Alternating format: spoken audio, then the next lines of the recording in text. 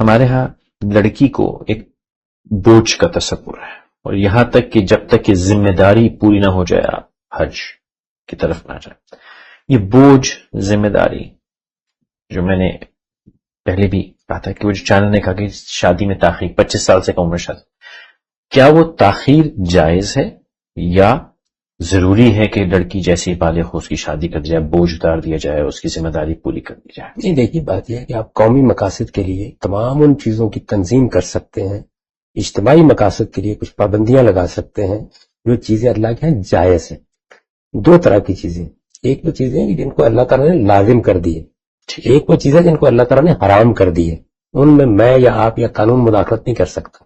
ایک وہ چیزیں جسے اصطلاح میں کہا جاتا ہے مباحات، جائز چیزیں ہیں، انہوں میں تو قانون سازی ہوتی ہے. ٹھیک ہے، یعنی شادی کرنا اگر تو اللہ نے لازم کر دیا ہوتا کہ جیسے ہی بچہ بالغ ہو یا بچی بالغ ہو تو شادی کرنا لازم ہے، تو پھر تو نہ مجھے کوئی دخل دینے کا حق تھا نہ آپ کو دخل دینے کا حق تھا. اللہ نے یہ چیز لازم نہیں کی، اس کو آپ کی ثوابدید پر چھوڑا ہے. اب آپ کو دیکھنا ہے کہ انفرادی زندگی کے تقاضے پورے ہو گئے ہیں، اجتماعی زندگی کے تقاضے پورے ہو گئے ہیں، تو تاخیر کا قانون بنایا جا سکتا ہے، لیکن یہ اپنے معاشرے کو دیکھ کے بنانا چاہیے.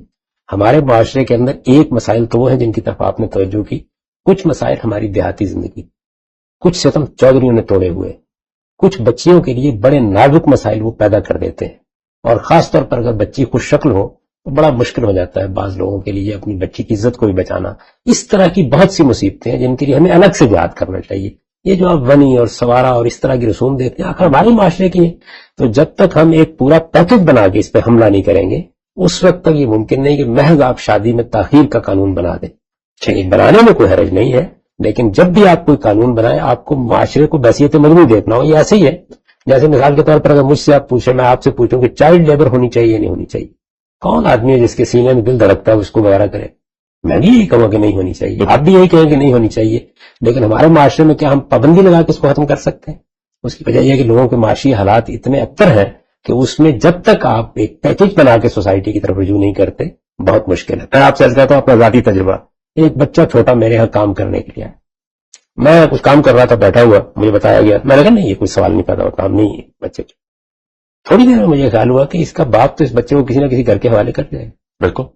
اس وجہ سے اگر میں نے بھی اس کو رد کر دیا تو ہو سکتا ہے کہ کسی دوسری جگہ جا کر اس کو گالیاں پڑے، اس کی تربیت پہ نقائص ہو جائے، اس کی شخصیت مست کر دی جائے. میں نے اس کو بلایا اور اس کہا کہ نہیں ہمارے یہاں کام کرے. تو وجہ کیا ہے؟ وجہ یہ ہے کہ یہ نہیں کہ میں چائلڈ لیبر کو جائز سمجھتا ہوں، وجہ یہ ہے کہ اس کو ختم کرنے کے لیے جس نوعیت کے اقدامات چاہیے وہ ہمارے معاشرے نے کیے ہی نہیں. سرے سے ہمارا یہ مسئلہ ہی نہیں ہے، ہماری لیڈرشپ کا مسئلہ نہیں، ہمارے رہنماؤں کا مسئلہ نہیں، ہمارے مذہبی پیشواؤں کا مسئلہ نہیں، ہم سماجی اصلاح نام کے کسی کام سے واقف نہیں. ہمارے یہاں جیسے ہی کسی آدمی کو 10-15 ہزار لوگ سننے لگ جاتے ہیں یا اس کی تحسین کرنے لگ جاتے ہیں وہ وزیر اعظم بننے کے خواب دیکھنا شروع کر دیتے. یعنی سیاست کے علاوہ ہم اصلاح کا کوئی اور طریقہ ہی نہیں سمجھتے، جبکہ سماجی اصلاح کے لیے ضروری ہوتا ہے کہ کچھ لوگ آگے بڑھیں اور وہ اچھے نمونے پیش کریں، کچھ چیزوں کو موومنٹ کے انداز میں اٹھائیں تاکہ لوگوں کے اندر توازن پیدا ہو. اس کے بعد قانون کا دائرہ آتا ہے. سوسائٹی کی اصلاح کے لیے قانون کو آخر میں استعمال ہونا چاہیے، اور قانون کا استعمال یہ دو دھاری تلوار ہے، اچھا بھی ہو جاتا ہے اور بعض اوقات بڑے بڑے نتائج پیدا کر دیتا ہے. یعنی 10 مسئلوں کو آپ درست کرتے ہیں 1000 بعض اوقات پیدا کر دیتے ہیں. قانون کے استعمال کو کم سے کم کرنا چاہیے اور سوسائٹی کے شعور کو بہتر کرنے کو زیادہ سے زیادہ